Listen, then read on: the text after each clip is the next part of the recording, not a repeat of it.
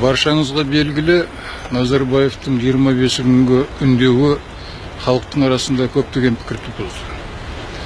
Ол заңды да, өйткені Назарбаевтың осындай сөздері, әңгімелері барлығы да әр кезде халықты алдаусыратып, өз міндеттерін, өзінің мақсаттарын атқаруға арналатын жұрт біледі.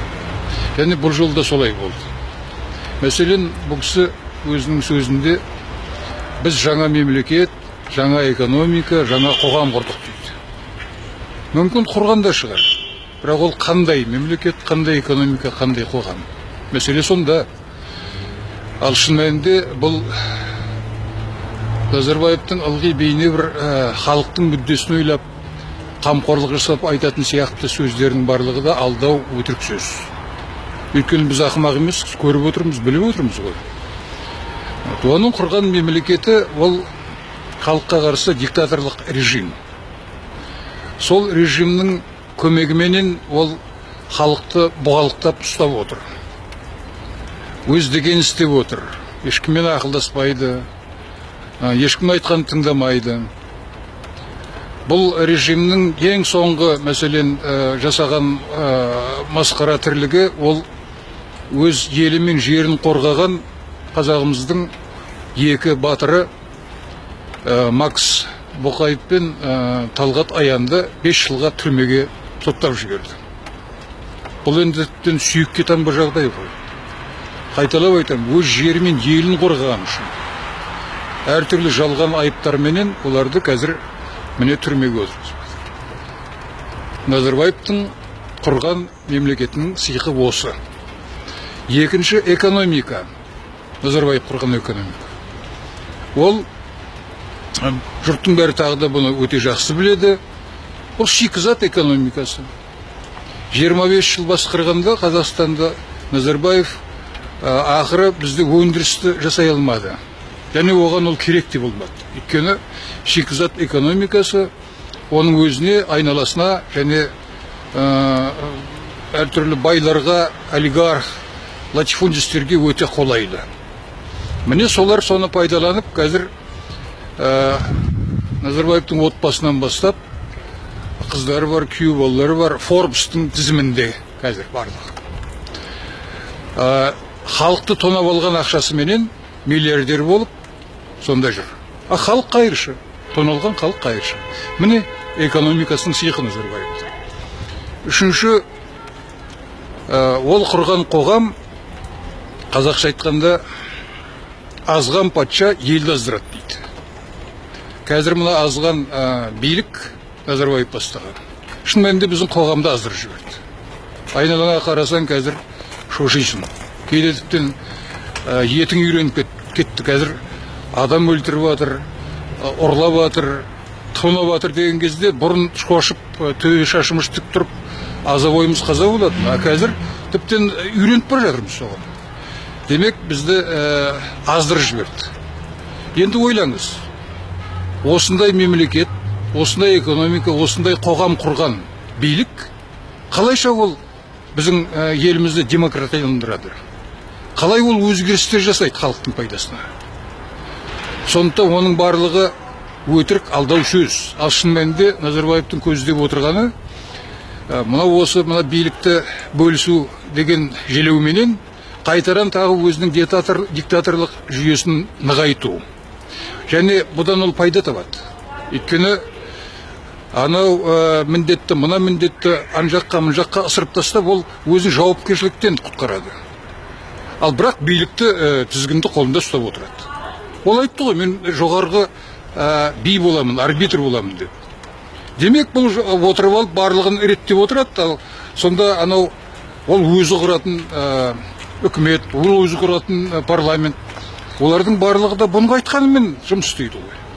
Оларды ешқандай да өз бетіменен әлгі ол бердім деген өкілеттіктерді пайдаланатын мүмкіндік жоқ оларда. Өйткені барлығы да қуыршақ.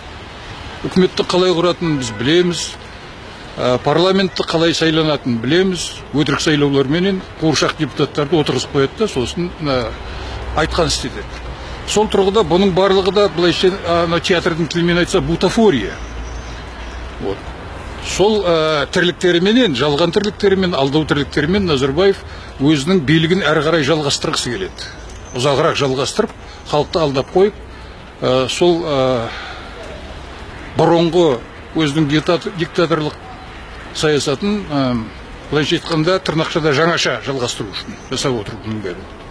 Ал енді нақты, мысалға, Конституцияға байланысты кіргізейін деп отқан өзгерістерді айтатын болсақ, мен тек біреуіне ғана тоқталамын. Өйткені барлығын айтып жатса, ол ұзақ әңгіме. Ал мынау мен айтайын деген әңгіме, ол Конституцияның 26-шы бабы. 26-шы бабы сол өзекті бап. Мынау осының алдында болған уақиғаларға байланысты солардан туындаған бап деуге болады.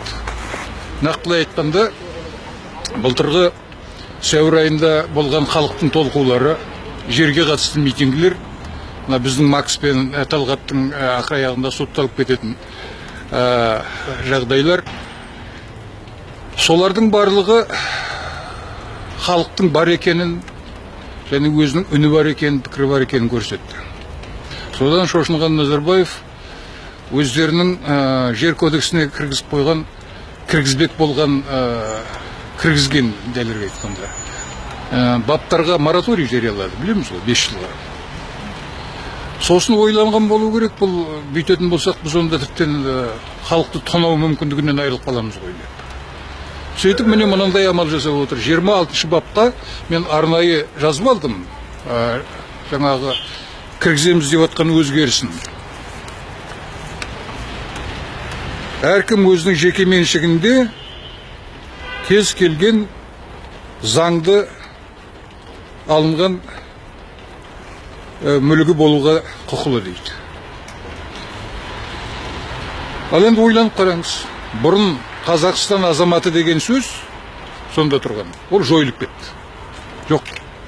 Оның орнына әркім деген сөз пайда болды. Бұл не деген сөз? Бұл деген сөз қазіргі өзгертілмек Конституция бойынша Қазақстанның дүние байлықтары кім көрінгеннің қолында кететін болып тұр. Соған рұқсат беріліп тұр. Әркім деген сөз кез келген. Және бұған қазіргі Конституциялық кеңестің төрағасы Игорь Рогов түсініктеме берді. Конституциядағы әркім және бәріне деген сөз ол Қазақстан Республикасының азаматымен бірге азамат еместерді де көрсетеді дейді. Сонымен жағдай айқындалды. Кеше сол Қытайға арендаға беруге қарсы болған халық енді мына бап бойынша, заң бойынша жерін кімге де болса беруге мәжбүр болады. Кім келіп алам десе, ықтияр өзінде. Сол тұрғыда әрине бұл қылмыстық бап. Халықты тонайтын, жалпы жерімізді, мүлкімізді, барлық дүние байлықты талан-таражға салатын бап бұл. Ашықтан ашық, заң бойынша салатын бап болып тұрмыз. Сол тұрғыда әрине халқымыз бұған ешқандай жағдайда да көнбеу керек. Көнуге хақы жоқ. Өйткені жерден айырылған халық ол бәрінен айырылады. Жер бәрінің негізі. Ол халықтың өзінің өмір сүретін тірегі, ол мемлекеттің тірегі, ол басқа да қандай да болмасын, осы елдің ішіндегі бүкіл тірліктің негізі. Егер одан айырылсақ, біз баяғы насығандар сияқты, әйтпесе қазір мынау мемлекетсіз отырған халықтар бар, солар сияқты қаңып қаламыз. Осы тұрғыда әрине бұған ешқандай жол беруге болмайды.